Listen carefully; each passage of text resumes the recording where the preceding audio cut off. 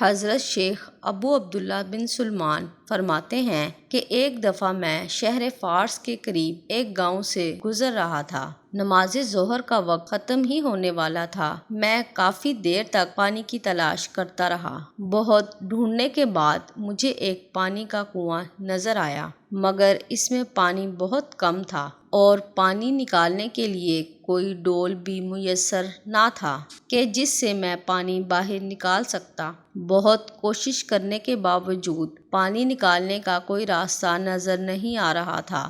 عجیب پریشانی میں کنویں کے گرد چکر لگانے لگا۔ قریب ہی مکان سے ایک لڑکی حضرت کی اس پریشانی کو دیکھ رہی تھی اور وہ شیخ کے پاس آئی اور پریشانی کی وجہ معلوم کی۔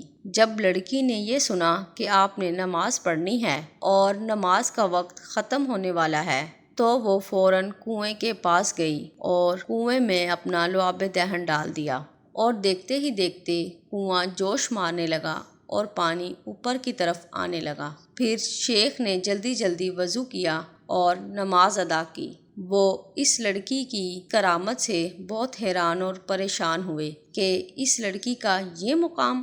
شیخ لڑکی کے پاس گئے اور لڑکی کو اللہ اور اس کے رسول کا واسطہ دے کر پوچھنے لگے، مجھے بتاؤ تمہیں یہ مقام کس طرح ملا؟ لڑکی نے جواب دیا، یہ مقام مجھے میرے پیارے آقا حضرت محمد صلی اللہ علیہ وسلم پر درود پاک پڑھنے کی برکت سے ملا ہے۔ اس لڑکی کی کرامت سے بہت خوش ہوئے۔ آپ اس لڑکی سے بہت متاثر ہوئے، جس پر آپ نے درود پاک پر ایک مشہور زمانہ کتاب لکھی جس کا نام دلائل الخیرات ہے۔